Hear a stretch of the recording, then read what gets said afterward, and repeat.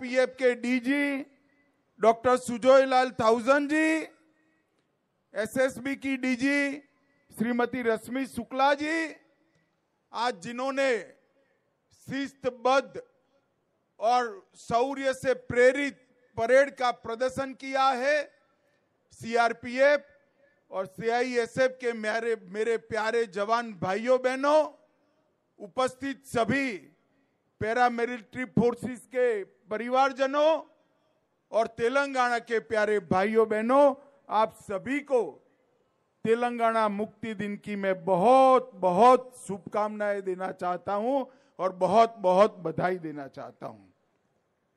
सबसे पहले मैं यहां हैदराबाद मुक्ति संघर्ष में लाखों जनता ने जो हिस्सा लिया, वो वीर नागरिकों को प्रणाम करना चाहता हूं।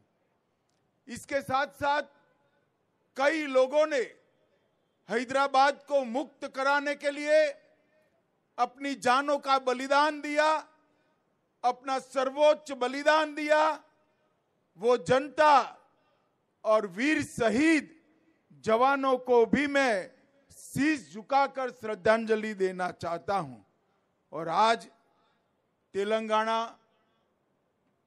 कल्याण, कर्नाटक और मराठावाड़ के ये विशाल क्षेत्र को भारतीय संघ में विलय करने के लिए जिनकी प्रमुख भूमिका रही, वो सरदार पटेल को भी मैं बहुत श्रद्धा के साथ नमन कर मेरी बात की शुरुआत करना चाहता हूं।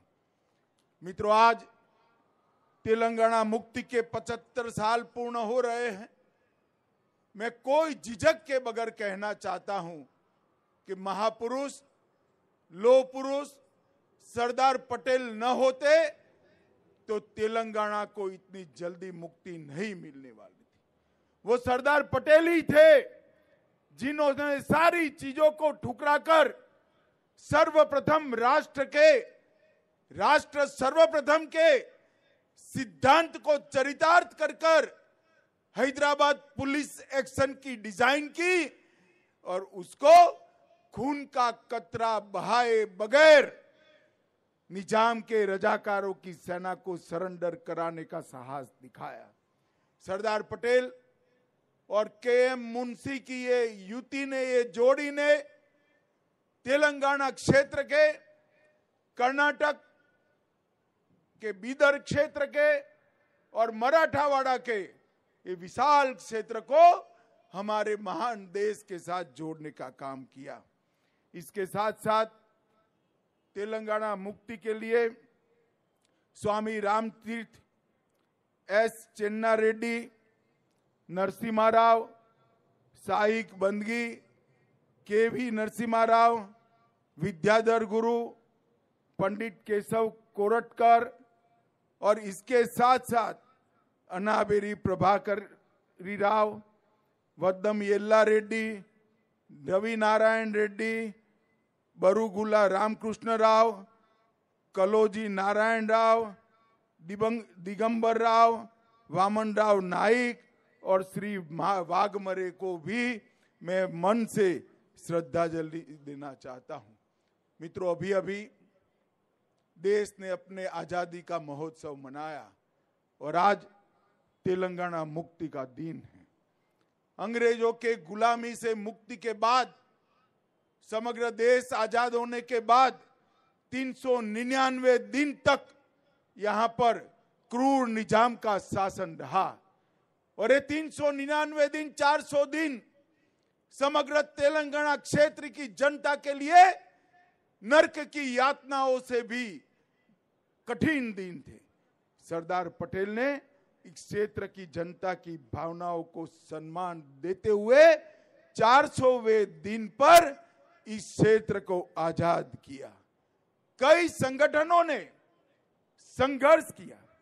आर्य समाज, हिंदू महासभा, उस्मानिया यूनिवर्सिटी में छेड़ा गया वंदे मातरम आंदोलन, बीदर क्षेत्र के किसानों द्वारा रचे गए लोक संघर्ष के गीत और आंदोलन और युवाओं ने साथ में मिलकर तेलंगाना मुक्ति का जो आंदोलन किया था उसको अंतिम स्वरूप देने का काम हमारे श्रद्धेय लौह पुरुष सरदार पटेल ने किया।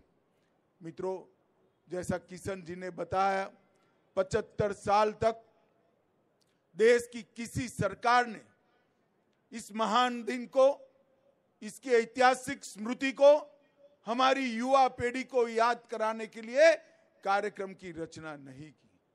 तुष्टीकरण की नीति के कारण हमेशा वो डरते रहे और तेलंगाना मुक्ति दिन मनाने की सिलसिला नहीं शुरू हुआ।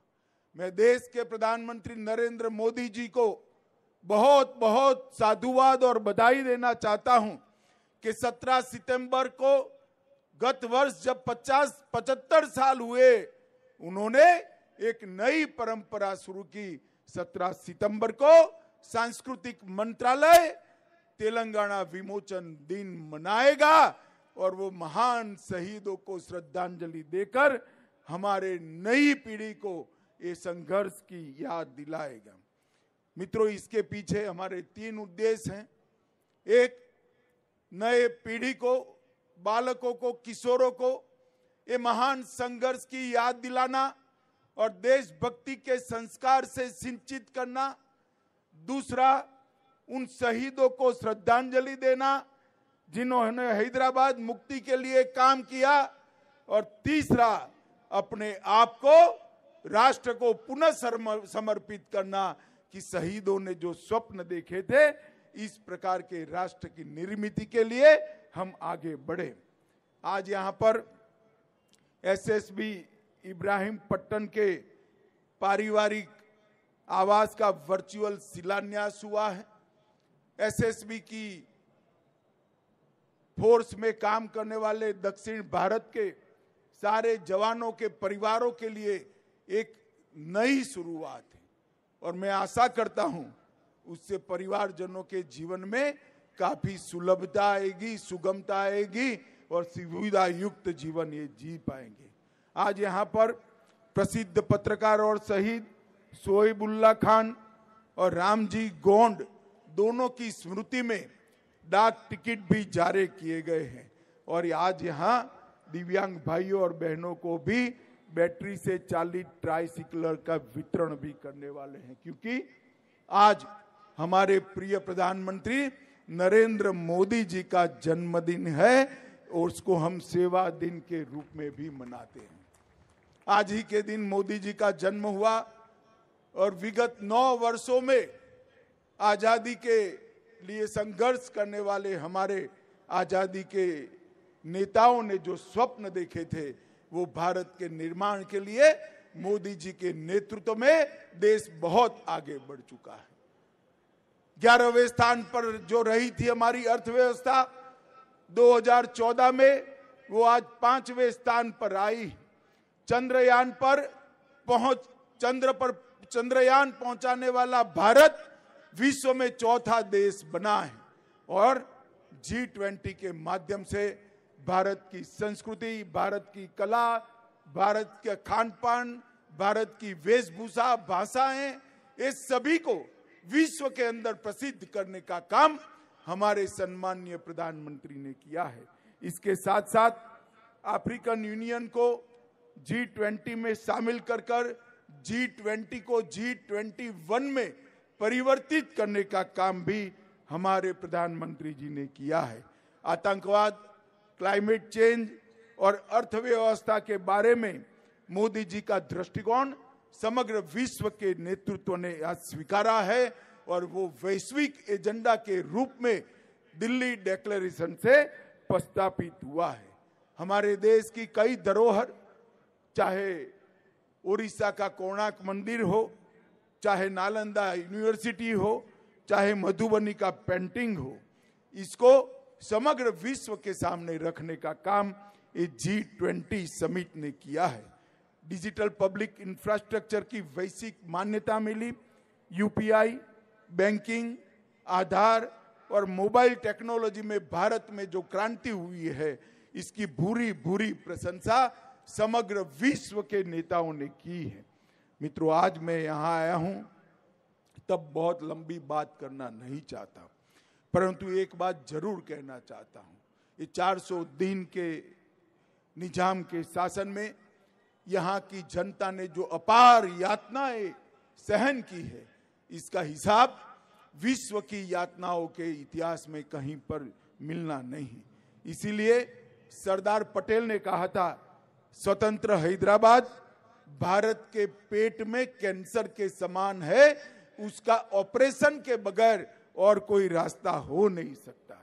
और इसलिए उन्होंने पुलिस एक्शन के माध्यम से हैदराबाद को स्वतंत्र करने का काम किया। बड़ी दुर्भाग्य की बात है, तेलंगाना की रचना के बाद भी तेलंगाना विमोचन दिन मनाने में वोट बैंक की पॉलिटिक्स के कारण ये पार्टियां जो संकोच कर रही है, मैं उनको कहना चाहता हूं, जो अपने देश के इतिहास से मुंह मोड़ लेते हैं, देश की जनता उनसे मुंह मोड़ लेती है।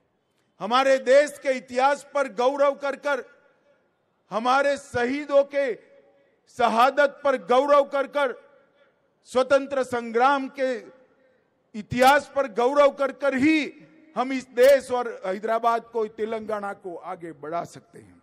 और यहां पर जिस प्रकार से निजाम के क्रूर शासन ने कई फरमान दिए थे, माफूसा और गैर माफूसा का भेद खड़ा किया था, उससे मुक्ति सरदार पटेल ने दिलाई थी। कई ऐसी घटनाएं हैं जिसके जिक्र से भी आज रोंगटे खड़े हो जाते हैं। मैं एक ही का उल्लेख करना चाहूंगा। परक्कल्ला तेलंगाना 2 सितंबर 1947, 1500 से ज्यादा लोग भारतीय तिरंगा फहराने के लिए परक्कल्ला कस्बे में एकत्रित हुए। निजाम की रजाकार फौज ने जनरल डायर की तरह गोलियां चलाने का आदेश किया। 150 लोग घायल हुए, कई लोग मारे गए। ऐसा निर्मम हत्याकांड मराठावाड़ा के परभणी के गुंडा गांव में भी हुआ और बीदर के पास घोरटा में भी हुआ। इस सभी से मुक्ति दिलाने का काम सरदार पटेल ने किया। के.एम. मुंशी और सरदार पटेल, ये दो देशभक्त नेताओं ने हैदराबाद मुक्ति का डिजाइन किया और उसको अंत तक लागू किया। और 10 अगस्त 1948 को सरदार पटेल ने कहा था कि हैदराबाद समस्या के समाधान का एक ही रास्ता है और वह है हैदराबाद का भारत में विलय, जिसको 17 सितंबर 1948 को उन्होंने सरेंडर किया और निजाम शरण में आए। मित्रों, आज मैं तेलंगाना राज्य की जनता को, कर्नाटक के कल्याण कर्नाटक की जनता को और मराठावाड़ के महाराष्ट्र की जनता को कहना चाहता हूं कि ये जो दिन है, ये दिन की स्मृति जो है, हमारा संघर्ष है, हमारे शहीदों का बलिदान है, उसको युगों युगों तक हम याद कर कर रखें, जिससे आने वाली पीढ़ियां इससे प्रेरणा ले और देश के विकास के लिए अपने आप को समर्पित करें। अंत में मैं फिर से एक बार सरदार वल्लभ भाई पटेल, के.एम. मुंशी और जिन जिन सभी महान आत्माओं ने इस देश के लिए, हैदराबाद मुक्ति के लिए बलिदान दिया, वो सबको प्रणाम कर कर मेरी वाणी को विराम देता हूं।